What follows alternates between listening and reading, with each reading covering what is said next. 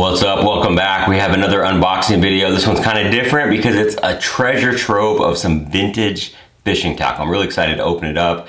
I saw a few of these things when I was in Michigan and I just got them sent to me from a family member, and I'm going to open it up and show you some cool stuff right now. Thanks everyone for watching. Please like and subscribe if you like this sort of content. You know, really, this is all about bass fishing, my life with fishing, tackle trends, product reviews, unboxings, that sort of thing.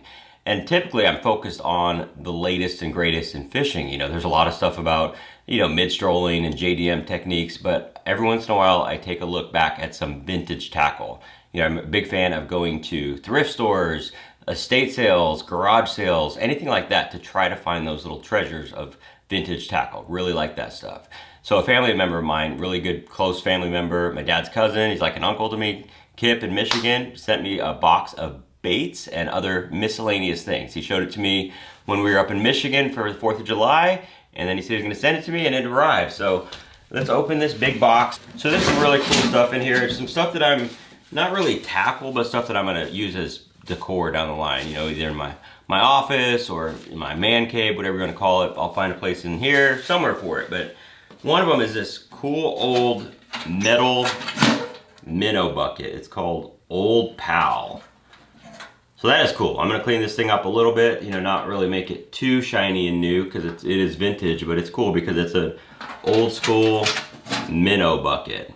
So that's an awesome item, and now we'll dig into some of the tackle because, like I said, I briefly saw this stuff when we were up there, but I can't remember exactly what's in here, but there's a couple old tackle boxes. So this is someone's tackle. I mean, this is actually like they were just going fishing, which is awesome. Because there is some crazy cool stuff in here. Like you've got some twin spinners.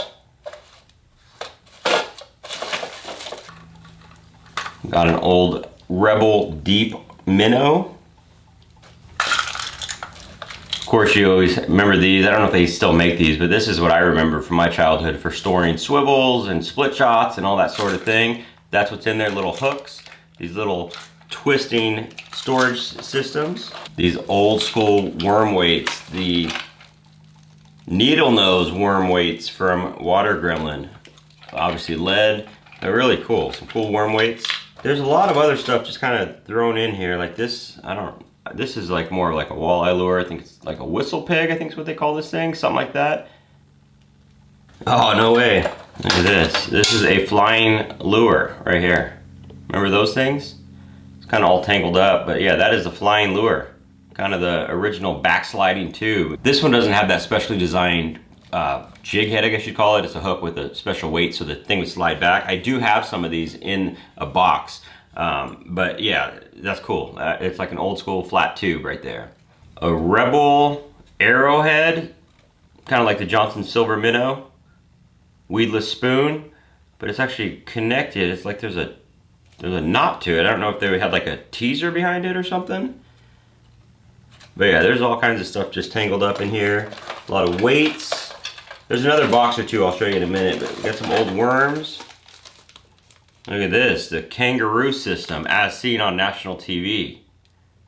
I've never heard of this. But look at this, it is a grub with a pouch in it. That's what it says, like a kangaroo pouch.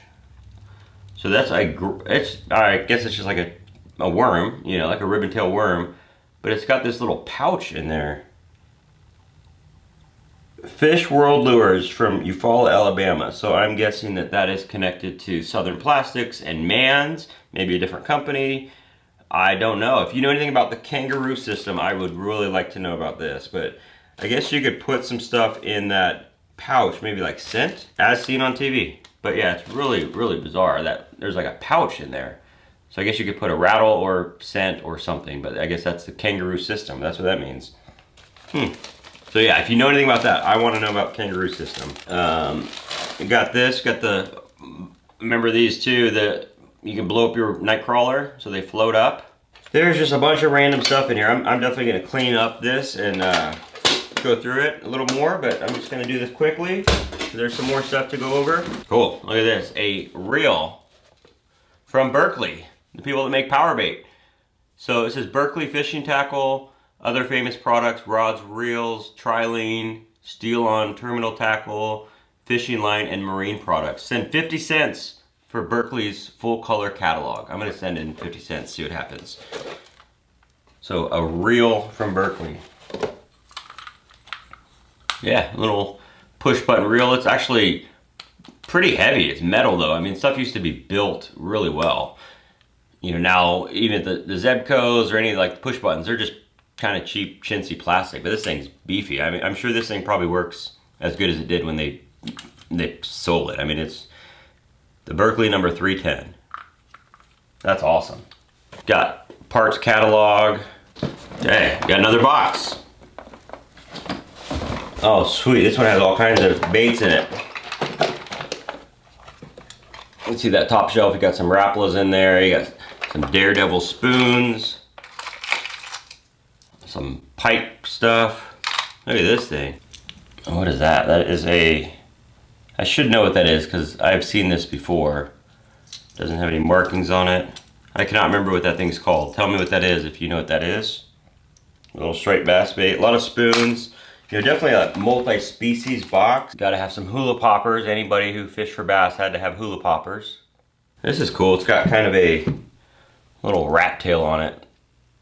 Again, a lot of this stuff I don't know. I mean, I feel like I know a lot about vintage tackle, but not really. Stuff that was before my time, I don't know. So tell me what this is, if you know what this one is, this with the tail on it.